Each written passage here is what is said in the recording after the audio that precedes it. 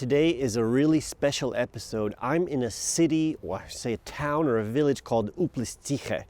These are ancient cave ruins from people who used to live here back from the 1st and 2nd century BC. That's over 2,000 years ago.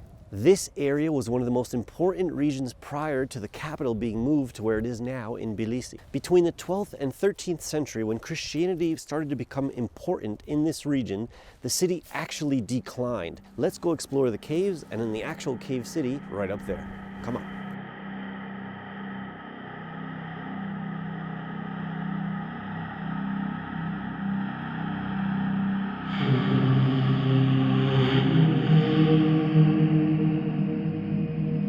When the Mongols started to invade this area, the whole country, the whole region, they actually destroyed a lot of the surrounding buildings, and then people started to abandon the area. Currently, it's strictly a museum.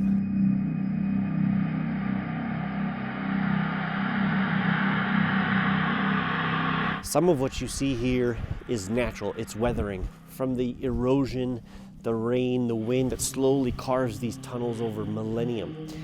But some of these are from people. You can see many people have probably put their foot there.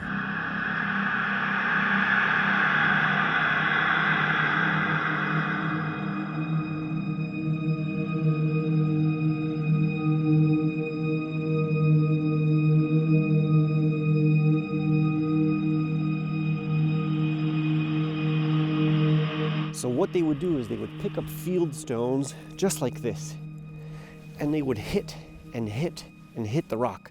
And again, because it's soft sandstone, over time you can make a nice rut. This would be usually for water to go down, and either they would collect it or try to avoid maybe flooding in the caves, so they would use it as waterways. If you look over here, you will see a well. This was definitely for collecting fresh water. You see this all over the world. The same system of technology in many different cultures. It's just amazing. Just to think about it, 2,000 years ago, they were making wells. It's awesome.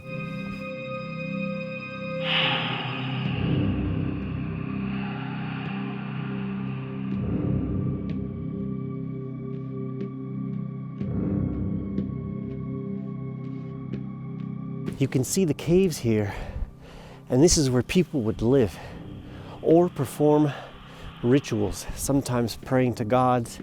Maybe they would have parties and things like that. Not in a modern sense, of course, but this is all where it would happen. Just look, when you go inside, you can disappear from the world. Wow. Just look at this. This was someone's home. Look, the first thing you'll notice is there's a hole. Maybe this is where they collected some rainwater into the house. You can actually see what looks like erosion from water right here. Perhaps they put pottery here to collect the water so they could just drink it. You can also see what looks like black smoke residue. And I'm guessing that they probably had fires in here. Keep warm at night, of course, maybe to do some cooking. And so we could actually be looking at an old residue of actual smoke. And then you see these little cutouts. And I wonder if they perhaps used to put deities or some kind of statues of their gods into the shelving. It's amazing.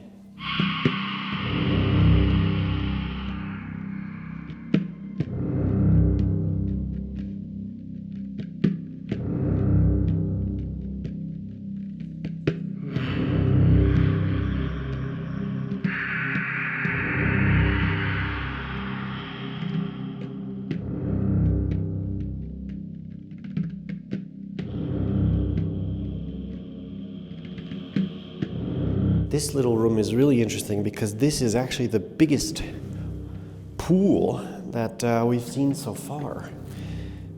Could you call this an ancient jacuzzi?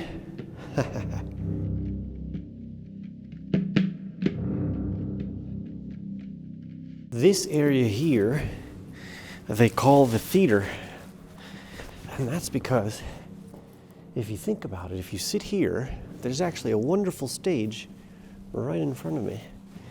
And you have many water collection pools, arguably a seat. This is, oh wow, look it up there. I didn't even notice that before. See, but this is not from the original. This is from the Christian times. It's completely different style from everything you see here. This is much later work up there.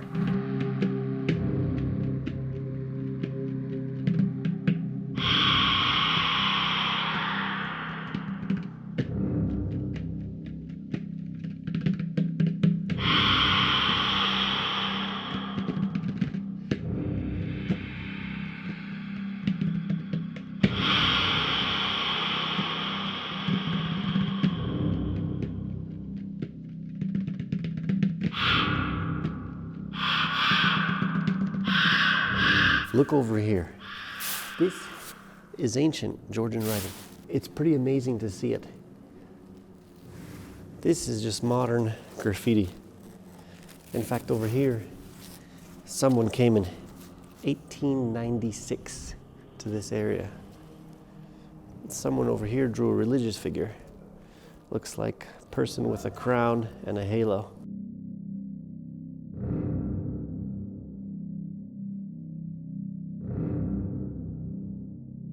Around the 30s of the 4th century, Christianity moved in and began to educate the populace about the Christian religion.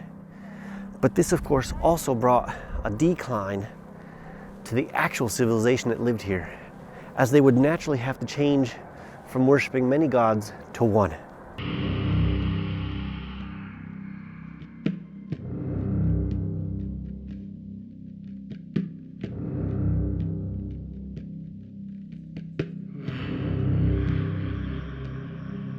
It's amazing to think that this church is still functional. People still come here to pray and make candles. In fact, some people were just in here and they lit a few candles for some loved ones that had passed away.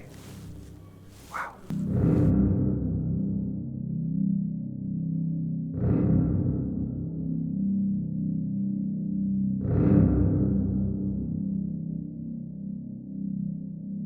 So if you're considering coming up here for a day trip, it's only about an hour and a half, and the entrance ticket's only about €2.50. Definitely put it on your list.